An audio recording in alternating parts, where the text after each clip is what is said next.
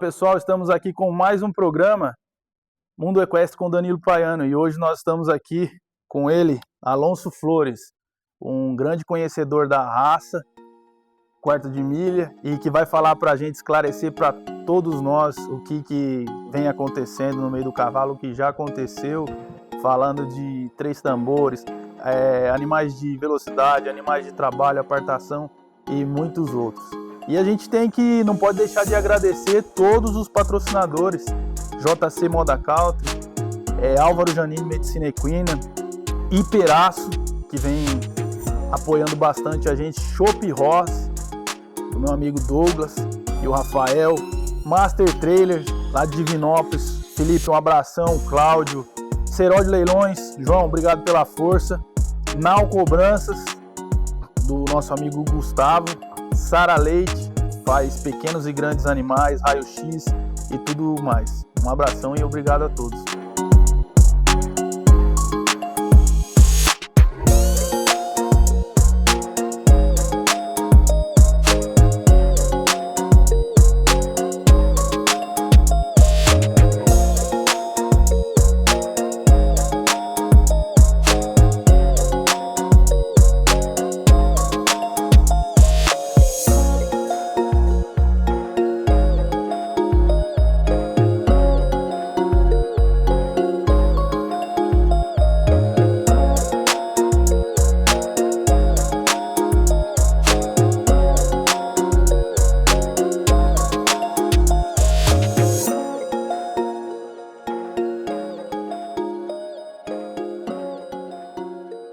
E hoje nós estamos aqui para trocar uma ideia com o Alonso e vamos seguindo em frente e falar um pouco. Eu conheço já o Alonso há alguns anos, desde que ele estava com a motinha lá remando na chuva e correndo atrás, sonhando com o cavalo, apaixonado por cavalo e às vezes muita gente duvidando. Sempre quando a gente começa, a dúvida de todos, né, é grande, será que vai dar certo, será que não vai, o que vai acontecer? E hoje ele está aqui, uma referência nacional, fazendo catálogos, um grande conhecedor da raça, e queria começar já perguntando, Alonso, o que te levou a acreditar que esse sonho daria certo? Como que foi isso aí? Bom dia, Danilo. É um prazer estar aqui contigo. Uma saudação a todas as pessoas que vão nos acompanhar. Então, hoje, graças a Deus, eu consegui me firmar aí após 10 anos. O tempo voa, né? Lá no começo, quando você me conheceu, já se passaram 10 anos. Esse ano completa 11 anos que eu presto serviços de assessoria na compra e venda de animais, mas principalmente na elaboração de catálogos. A gente, durante esse período, conseguiu se tornar uma referência no conhecimento de linhagens. Eu faço catálogos dos leilões, dos maiores leilões do Brasil, tambor, rédeas, apartação, corrida, conformação, vaquejada. Eu, desde pequeno, a gente, né, que nasceu no interior, sempre tive um interesse por cavalos, fiquei um bom tempo afastado ali, entre os 10, 12 anos mais ou menos, dos 12 aos 22, mais ou menos, fiquei afastado. E aí eu comecei a... Meu irmão começou a laçar, meu irmão do meio, o Vinícius, conhecido bem TV, começou a laçar. E eu queria acompanhar ele, comecei a trabalhar para as pessoas que tinham propriedade, mexiam com laço comprido, e vi que não montava tão bem, mas que tinha a parte de pedigree. E ali eu comecei a estudar, pesquisar, ler muito, a minha memória me ajuda, e eu fiz um vínculo bem bacana com a Yasmin, do Aras Yasmin, lá de Rancharia. Para resumir a história, em 2014 ela me indicou para fazer as campanhas do leilão da dona Sandra Navarro, Tinker Might Range, que é uma referência nacional. E a partir daí, em novembro de 2014, eu entrei na MBA Leilões, onde fiquei por 5 anos fazendo a parte fixa de todos os catálogos da empresa. De 2019 para cá, eu presto serviço para todas as empresas leiloeiras, no particular também a gente faz campanha de garanhão, assessoro também de maneira fixa alguns aros, gerencio 2 projetos de criação.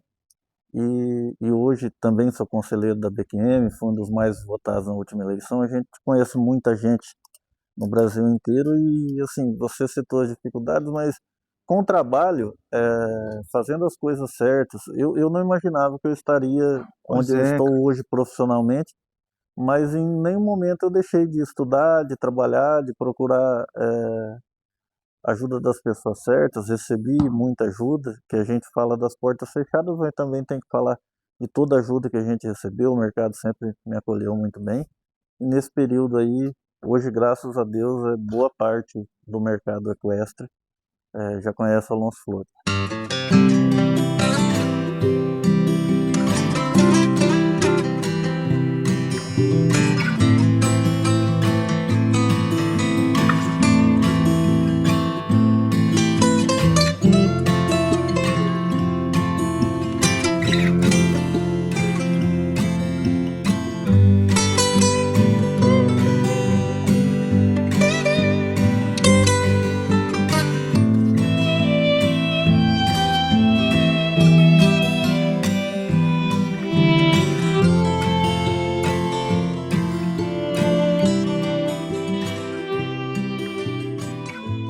e Alonso, a sua fonte de renda, vamos falar, o Brasil não bota muita fé no cavalo, né? Quando fala de cavalo, hoje já está começando a ter uma visão, conversei isso com o Adriano, a hora que fala de pôr comida dentro de casa, do sustento, o seu sustento é exclusivamente do cavalo? Exato, hoje eu vivo 100% do cavalo. Eu tenho um filho de 7 anos e, como se diz, Mas, quem sustenta a casa é o cavalo. Porque os catálogos eu já estou bem consolidado, Jockey Clube de Sorocaba eu faço aí praticamente 70% dos leilões, dos grandes leilões de trabalho, eu faço muitos leilões também, essa parte de catálogo, vendo vários cavalos, a gente tem uma grande quantidade de cavalos vendidos no mercado particular ao longo desses 10 anos, também presto assessoria de vender dentro dos leilões, e assim, quem está dentro do cavalo vê que é muito rentável. uhum. Várias, do mesmo jeito que assim, durante esses 10 anos, eu vi muita gente entrar, muita gente sair, mas também vi muita gente permanecer, que já estava há 30, 40, 20 anos atrás, e continua, e o mercado do cavalo é muito grande. Então tem espaço para todo mundo, né? Nessa parte de assessoria, você trabalhando corretamente, você sempre vai conseguir um bom cliente que vai te permitir realizar o seu trabalho. Na parte de campanha estou consolidado, né, como eu já disse, e se você vai no evento, para quem não é do cavalo, procure no evento da BQM, ver a grandiosidade que é, porque o cavalo ele gera emprego não só para o treinador, mas para o assessor, para o tratador, para o veterinário, para a fábrica de ração, para a fábrica de Trailers, né? trailers, é uma infinidade, né? Hoje em dia tem muita. E não tem nem e não tem nenhum incentivo do, a gente não vê assim ninguém falando muito disso, incentivo do governo, né, Alonso? Para É, isso, eu falo deveria, minha opinião, eu acho que teria que ter mais um incentivo, ver que isso é um negócio legal, né? Ninguém né? fala muito, né? Quanto a essa parte de incentivo aí mais na parte fiscal, eu nunca ouvi falar realmente de nada específico para o cavalo. Mas hoje todos os governos sabem da força que tem o cavalo, Pois tanto que é, foi regulamentada a prática da vaquejada como uma prática isso. cultural semana passada. Semana passada foi regulamentada a prática da vaquejada como uma expressão cultural, isso já vai ajudar muito até o pessoal aqui da nossa região, o pessoal do Laço. E então assim, o mercado como um todo, o mercado equestre é muito forte. A gente chama de a indústria do quarto de milha. Isso. Então é basicamente isso. Então, legal isso aí da vaquejada, até para passar pro pessoal aí, né, atualizar, né, aluno, do que vem acontecendo e aí já de cara vou te fazer uma pergunta aqui que o pessoal é meio curioso para saber, na sua opinião. Não vamos muito em números não, que a gente os números é fácil puxar e ver. Top 5 garanhões nacional. É uma pergunta difícil. Para poder responder essa pergunta, a gente tem que dar um contexto, né? Aham. Eu considero a versatilidade. Aham. Vários garanhões produziram em diversas modalidades, né? E seria muito injusto falar sem especificar, porque se eu for colocar os 5 garanhões, obviamente eu vou estar deixando grandes ícones de fora, porque nós temos, para quem não conhece, né, modalidades que determinam, para cada modalidade temos as linhagens específicas. Sim, sim. Apartação, rédeas, laço, tambor, conformação, corrida, mas dos garanhões nacionais, eu considero nacionais nascidos no Brasil, que sem dúvida alguma fizeram a diferença. Shade-Lio, que é Shade-Lio. o grande pai e avô, né? Consequentemente o Elshade Zorreiro, que é o número 1 de todos os tempos, que fez toda essa dinastia. Então, falei aí puxando pelos números. Uhum. Sona Fadjei, cavalo super campeão na apartação, produziu apartação, timpani, ranchort, em tambor. O cavalo talvez seja o mais versátil. Chile Playboy, que é aqui de Presidente Prudente, proprietário, Adilson José de Almeida. Para mim, esse garanhão aí se coloca entre os mais versáteis de todos os tempos. Eu vou ser um pouco saudosista, um cavalo que eu até tive a oportunidade de indicá-lo ao Hall da Fama. Eu fazia parte da comissão do Hall da Fama da BQM. Eu sou muito fã do Mr. Partry, porque é um cavalo, não digo que ele está entre os 5 melhores, mas só para entenderem, eu, como um bom ouvinte que sou, ouvi muitas histórias de pessoas que eram do manga larga, eram do árabe, eram de outras raças, e a partir do momento ali na década de 80, que eles viram o Mr. Partry, eles viraram quartistas por causa do cavalo. É um cavalo que fez muito pela raça. Era um cavalo de sangue de corrida, 50% de sangue do Three Bars, que é o pilar da raça. Produziu aqui muito na conformação, foi um campeão de conformação e depois produziu apartação, é um ícone na vaquejada.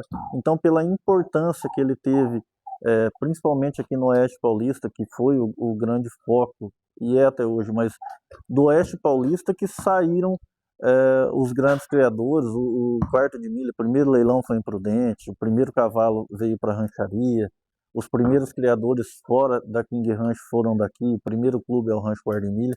Então, por essa importância regional nossa aqui, para mim, eu tenho um carinho muito especial pelo Mr. Partry.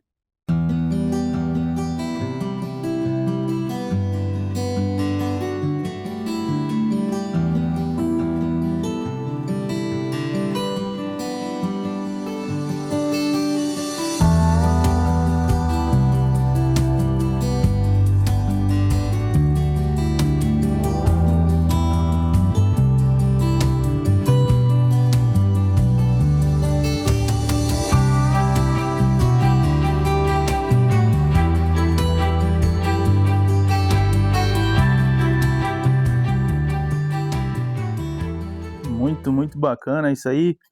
Tem muita gente que não tem esse conhecimento, que não acompanhou nada ou que está chegando hoje no cavalo, e é bacana. A gente não é chato estudar, né, Alonso? É chato estudar. Você fala, todo mundo quer conhecer, mas ninguém quer estudar, ver o que aconteceu. A gente que às vezes monta, vai vendo um e outro, fala daqui, dali, cada um tem seu, é fã daquele cavalo, né? Às vezes é chato a gente falar, joguei essa bomba aí para você. Eu sei que tem muitos, centenas de garanhões, dezenas que você queria falar e conhece cada detalhe de cada um, mas é bacana a gente colocar isso aí, o que já aconteceu e falando agora das linhagens atuais, de que chegou no Brasil, qual a diferença que você nota, Alonso? Você que é um cara que vai saber mais que ninguém explicar pra gente dos cavalos que a gente tinha antigamente, com versatilidade, com isso, e para essas linhagens atuais faz muita diferença? Qual a sua opinião? Faz muita diferença. Muita gente, principalmente aqui na nossa região, né, na região de Presidente Prudente, a gente ainda tem dos criadores mais antigos um pouco de resistência em relação às linhagens modernas, porque o cavalo, ao longo de todo esse tempo aqui no Brasil, se eu não me engano, o primeiro veio em 54, se eu não me engano, foi em 1969 que foi fundada a BQM, se eu não estiver enganado. Mudou muito, porque assim, antes você tinha um cavalo com ar de milho, você participava de todas as provas. Participava de laço, participava de tambor, participava de baliza, participava na conformação. E eram cavalos mais estruturados, eram cavalos com o perfil mais original do quarto de milha ali, porque antes nós trazíamos cavalos baseado principalmente na beleza. Uhum. Com o passar dos anos, com a difusão aí das modalidades, o pessoal começou a trazer os cavalos específicos, principalmente ali em meados da década de 2008, mais ou menos ali, que teve a crise americana, todo mundo conseguiu ir aos Estados Unidos, muitos criadores, e trazer vários garanhões excepcionais para o Brasil. Aí começaram a ficar mais específicos. A gente perdeu um pouco na estrutura, só que assim, por exemplo, o cavalo de apartação, você tem que respeitar a morfologia dele. Um cavalo quanto menor, mais franzino, mais rápido ele Mais rápido ele é, mais habilidoso. mais habilidoso, né? O cavalo de rédeas, o cara branca é uma coisa que a gente não tinha aqui, acabou entrando. A gente tem que respeitar as condições climáticas, só que para rédeas, tirando o modismo comercial, cara branca para rédeas, né, a linhagem da Kerrigan, do Gunner principalmente, ela faz a diferença. Hoje, eu acredito e afirmo, na verdade, que é muito difícil você conseguir um campeão fora das linhagens específicas. Dificilmente hoje na rédeas você vai conseguir um campeão que saia do sangue de Hollywood Dante, Topsy Wish, Carne Spark, Smart Colina. Uhum. Dificilmente na apartação você vai conseguir um campeão sem High Broquette, Pepto Small, Dual Ray, Dual Pep, consequentemente. No tambor é difícil você conseguir um campeão fora das linhagens desta fêmea, Shade Liu, que é uma linhagem nacional, a Streak of Fling, 3-6. Então assim, está muito específico, tá? Então eu acredito que hoje a linhagem é fundamental.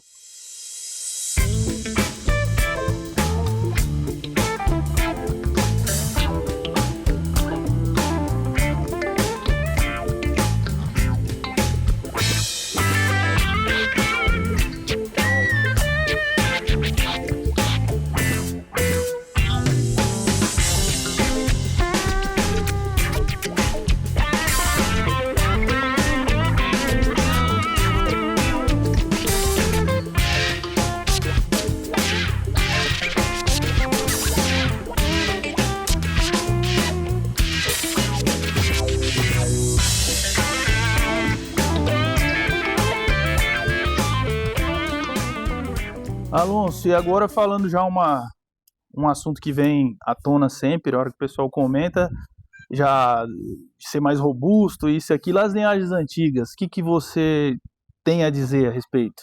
Fazem a diferença ainda? Não? Na verdade, assim, ficou tudo muito específico.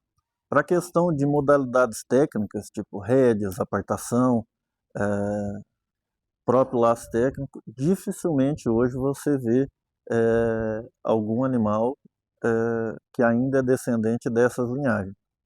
Se você pegar, por exemplo, no laço, é a modalidade que mais aceita. Porque quem gosta das linhagens antigas ainda preserva e ainda compete. Uhum. Então, investe em treinamento, coloca na mão de bons profissionais, e ainda aparece algum King Ranch, né, algum sangue dessas linhagens aí nas provas e ganhando, mas o número é muito pequeno. Obviamente que a gente tem mais cavalos de linhagens modernas, mas quando se trata, eu respeito muito o cliente no sentido de que investir em treinamento é caro.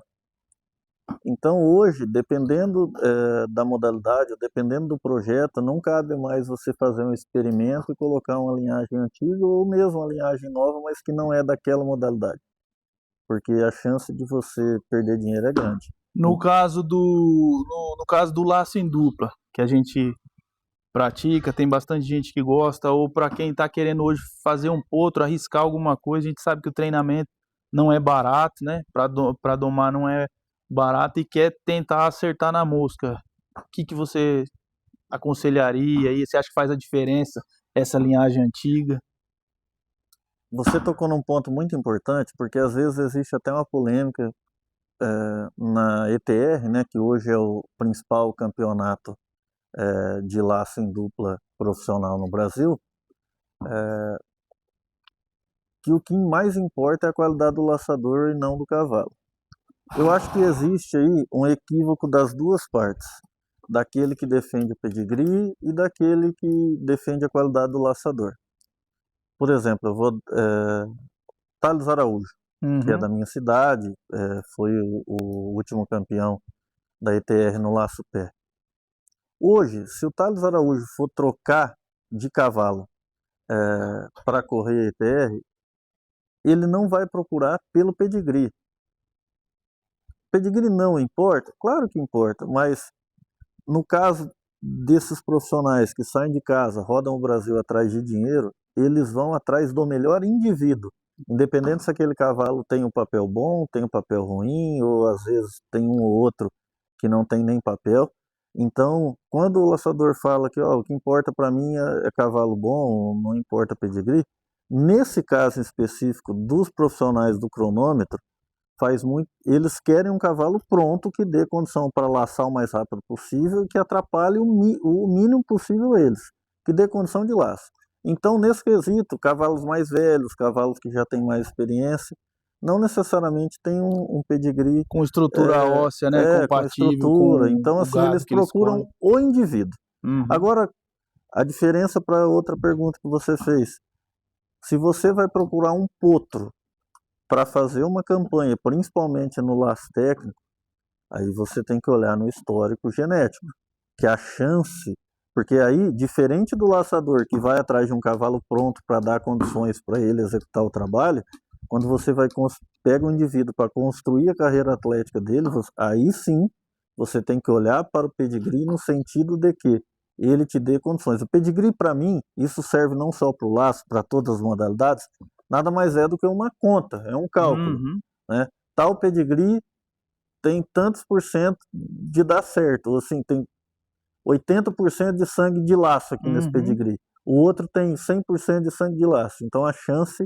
é maior. Mas a graça do cavalo é que a gente seleciona, a gente escolhe o melhor indivíduo, escolhe, na maioria das vezes, o cavalo que mais agrada também esteticamente, e às vezes o feinho lá, ou que não tem o pedigree tão legal, Exatamente. é, Exatamente.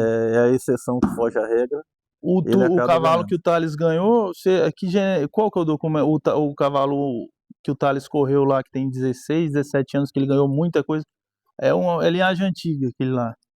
Na verdade, na última temporada, o cavalo que o Thales mais ganhou é um Pop Super Horse, numa mãe, o Impinidos a Cocktail, que foi um grande ganhador de rédeas, mas que O também já é Twist. produtor em laço nos Estados Unidos.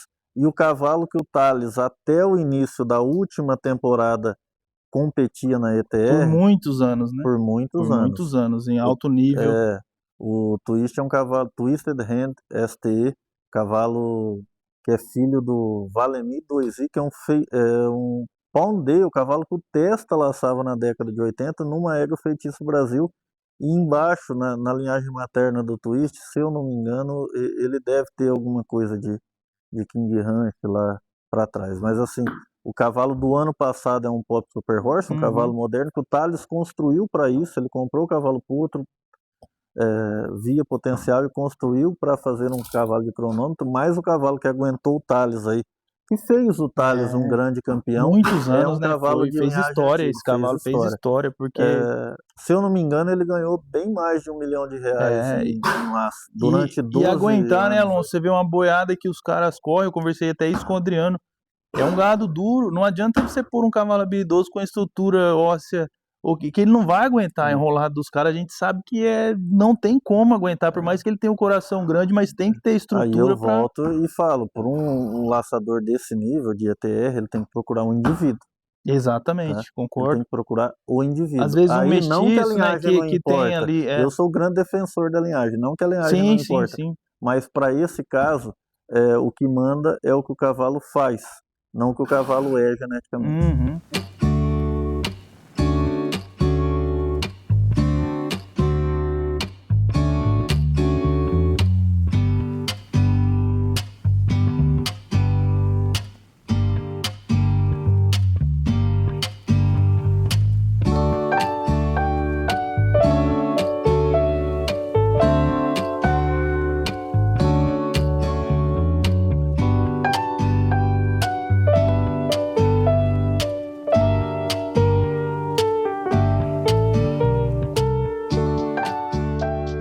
Alonso, e agora falando de linhagem, a gente acabou de ter o recorde mundial quebrado aqui no Brasil. E o que que você me fala a respeito disso? Recorde mundial de 3 tambores, batido semana passada no Aras Rafaela pelo animal Black Cat Leader.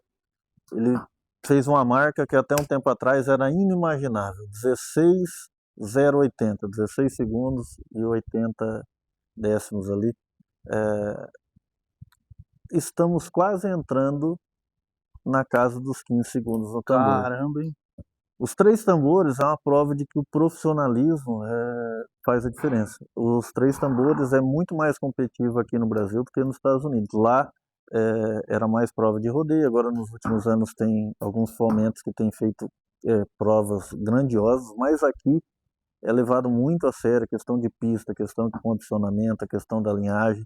E esse cavalo em específico, o pai dele é um líder da SM, que a gente pode falar que é uma linhagem antiga, que é um Gomen Bars, que é filho de Apolo Bars com Ezorreiro, e a mãe do Garanhão Red Cat Leader, que é o pai do Black, é uma filha do Shade Liu. E embaixo ele tem a Intafame, que é um Desta Fêmea, o Uhum. grande, talvez o grande Desta Fêmea que entrou no Brasil em todos os tempos, numa linhagem de boi.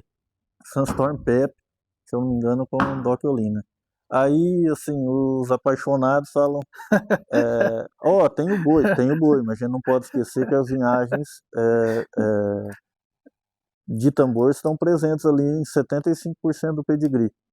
E uma coisa que eu gostaria de dizer, assim, a evolução, ela é constante. Não que a gente vai, não é um laboratório que a gente vai cruzando o melhor com o melhor e vai dar o melhor.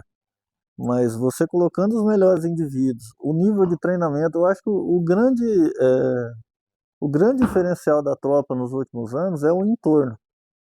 Tá? Claro que tem as linhagens específicas, repito, sou um grande defensor da parte de linhagens, até porque eu vivo disso, mas melhorou o treinamento, melhorou doma, melhorou assistência veterinária, melhorou condição das pistas, melhorou a premiação, que isso é o que manda. O cavalo tem que ter prova, e prova tem que ter investimento e premiação alta, porque você não vai sair de casa para tomar obviamente, o amador, que é o que movimenta o esporte, ele vai para se divertir, mas se a premiação for irrisória, pouquíssimas pessoas se motivam a sair de casa, ter todo um trabalho, pegar a estrada, né? Tem todo o risco. Exatamente. Então, isso hoje faz muita diferença. Além das linhagens, o entorno, né? Toda a parte da indústria que a gente falou inicialmente faz muita diferença.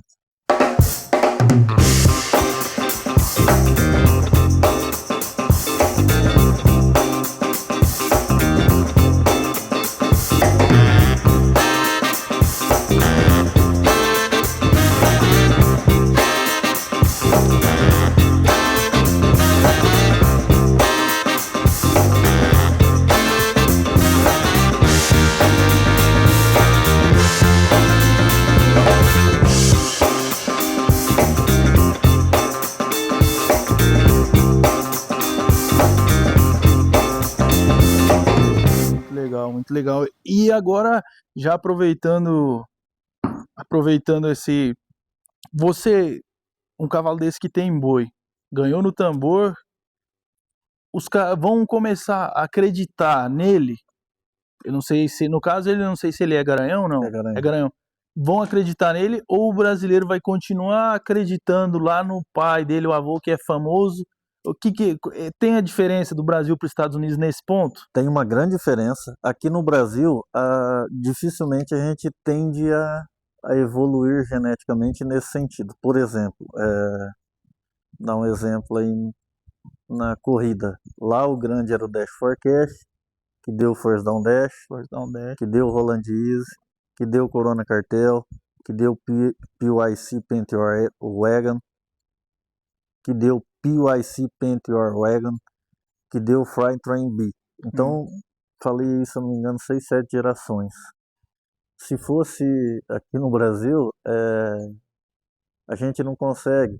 Teve o Roland Easy, o Roland Easy não conseguiu fazer um super garanhão. Estou dando exemplo da corrida, que Sim, como o sim, Potro do Futuro é com... é exatamente essa a pergunta. É isso aí que... O Potro do Futuro lá é mais... aos 2 anos, né? Então a tendência é andar mais. Aqui no Brasil, os grandes garanhões, por exemplo, cavalo que representou muito em condição de marketing e de produção, que Study Moon. A gente não conseguiu fazer um garanhão que Study Moon, né, que venda tanta cobertura, que cubra tanta égua. Então o brasileiro, ele ainda fica, acredita mais no pai do que no filho. E por isso, às vezes, a gente fica atrás. Enquanto, por exemplo, lá nos Estados Unidos hoje, os brasileiros, eles usam muito o Shine Spark lá, né? Porque aqui continua vendendo super caro e tal. E a Carol Rose, a dona do Shine Spark, ela vende muito mais coberturas para os brasileiros que têm éguas lá do que para os próprios americanos, porque a genética lá do Shine Spark já está na 4ª, 5ª geração.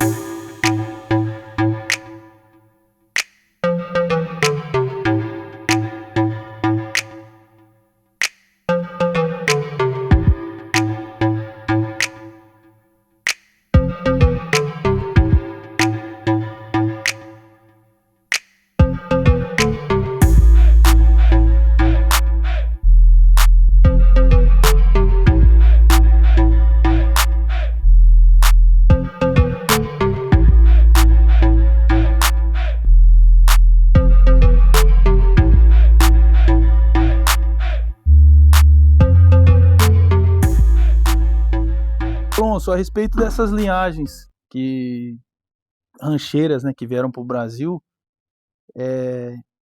você acha bacana? Tem muita coisa legal de estrutura? O que você tem a dizer a respeito dessas Na linhagens? verdade, assim, a gente teve um grande boom aí de trazer cavalos de linhagens mais antigas nos Estados Unidos, que aqui fizeram propaganda. Foundation seria o Linhagem quê? Foundation. Resumidamente, a linhagem Foundation é a que tem um número mínimo de sangue inglês. São as linhagens realmente bem antigas do quarto de milha. Só que muitos desses garanhões que vieram para cá com essa denominação de cavalos rancheiros, de cavalo com estrutura, foi mais uma estratégia comercial. Porque o que é o cavalo rancheiro nos Estados Unidos? É o cavalo de tração, né?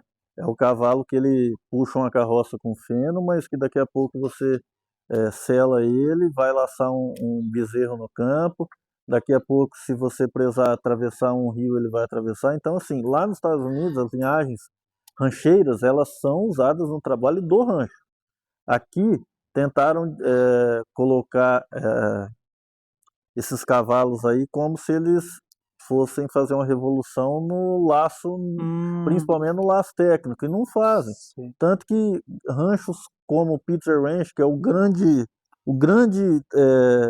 baluarte aí das linhagens antigas, que faz a prova de rancho todo ano, o Peter Ranch Invitational,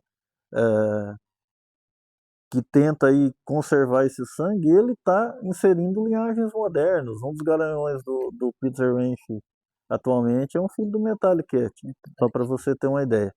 Então, assim, eu acredito, são poucos cavalos que vieram para o Brasil dessas linhagens que eram super provados como indivíduos, tá? Alguns eram campeões mundiais, mas de associações menores, como a Associação dos Bairros, dos Palominos, mas da Aqua mesmo, da EKJ, né? Se eu não me engano, dessa linhagem mesmo, veio um ou dois que foram campeões ou reservados campeões mundiais.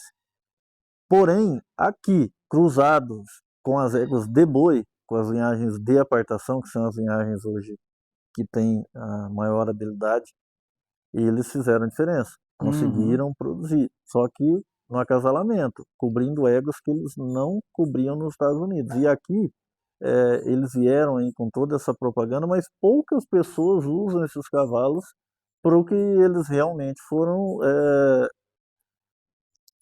aí aperfeiçoados, que é no trabalho diário, né? Mas assim, eu não sou um crítico de nenhuma linhagem, porém eu acho que a gente precisa entender para que cada cavalo foi feito, né? Uhum. E aqui a gente tem um grande problema. Para encerrar, assim, por que eu incentivo as pessoas a estudarem, a escutar as pessoas que entendem, a ver o resultado, mas não se apegar só em um resultado, mas ver no geral? Porque quando você tem bastante informação, quando você tem bastante conhecimento, você acaba não caindo nas ciladas comerciais, que aqui no Brasil eh, ainda existe muito da, Uhum. da jogada comercial, é o melhor disso, é o melhor daquilo, Uhum. e, e o melhor é o que ganha em pista, Uhum. sempre. O resultado, a melhor estatística é o resultado. Entre Brasil e Estados Unidos hoje, a tropa, você acha que é parelha ou Eu não? acho que na maioria das Ou é. modalidades nós temos cavalos com condições de competir nos Estados Unidos. Você pega, por exemplo, na rédeas hoje que eu estou bem inserido, que o pessoal tem mandado vários cavalos para lá, a gente tem feito finalistas aí do outro do futuro DNRT todo ano. Porém, eu sempre digo que os Estados Unidos ele ainda está na frente porque ele tem uma quantidade muito maior de cavalos e ainda tem uma quantidade muito maior de provas. E por que as linhagens se testam mais rápido lá? Porque o campo de experimento para determinada linhagem é a prova. Então, quanto mais provas tem, os Estados Unidos tem É, com muito mais, certeza. eles conseguem Pontuam testar mais, mais, né? eles Testam conseguem mais. testar mais rápido que a gente. Mas aqui a quantidade é menor, nós ainda temos menos cavalos de nível americano, mas já temos, coisa que há uma década atrás era bem difícil imaginar.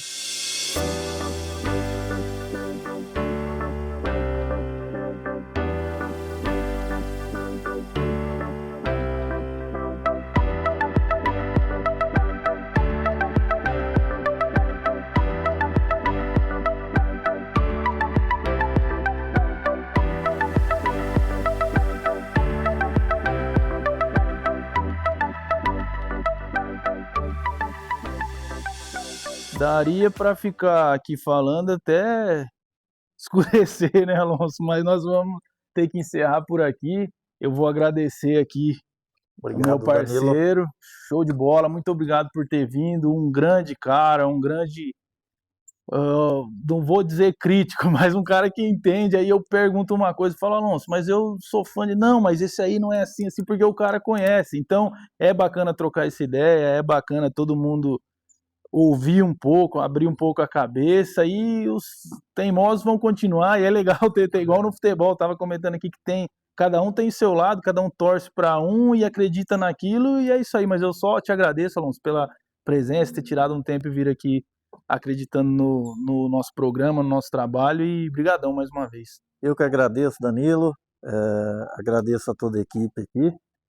E fica aí o convite para todas as pessoas, né, seguirem o canal e acompanharem o trabalho do Danilo, que está realmente muito bom.